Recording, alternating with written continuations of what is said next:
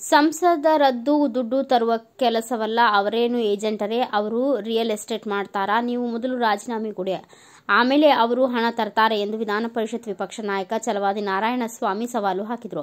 ಸೋಮವಾರ ಬೆಂಗಳೂರಿನಲ್ಲಿ ಮಾಧ್ಯಮಗಳೊಂದಿಗೆ ಮಾತನಾಡಿದ ಅವರು, ಕುಣಿಯಲಾರದವರಿಗೆ ನೆಲ ಡೊಂಕು ಎಂಬಂತೆ ಕಾಂಗ್ರೆಸ್ ನಡೆದುಕೊಳ್ಳುತ್ತಿದೆ.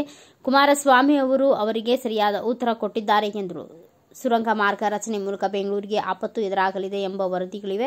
ಇಷ್ಟಿದ್ದರೂ ಡಿಕೆ ಶಿವಕುಮಾರ್ ಅವರು ಅದನ್ನು ಮಾಡಲು ಮುಂದಾಗಿರುವುದು ಸರಿಯಲ್ಲ. ಸುರಂಗ ಯೋಜನೆಯ ವಿರುದ್ಧ ಈಗಾಗಲೇ ಹಲವು ಸಂಸ್ಥೆಗಳು, ಪರಿಸರವಾದಿಗಳು ಧ್ವನಿ ಎತ್ತಿದ್ದಾರೆ. ಜನೋಪಯೋಗಿ ಎಂದು ನಮಗೆ ಅನಿಸುತ್ತಿಲ್ಲ. ಟನಲ್ ರಸ್ತೆಗೆ 300-400 ಟೋಲ್ ಕೊಡಬೇಕಾಗುತ್ತದೆ. ಹಣ ಕಟ್ಟಿಸಿಕೊಳ್ಳದೆ ಮಾಡುವ ಕೆಲಸ ಇದ್ದರೆ ಮಾಡಿ, ಭೂಮಿ ಮೇಲೆ ರಸ್ತೆ ಮಾಡುವುದು ಸೂಕ್ತವಿದ್ದು ಈ ಕುರಿತು ಗಮನಿಸಲಿ ಎಂದು ಒತ್ತಾಯಿಸಿದರು.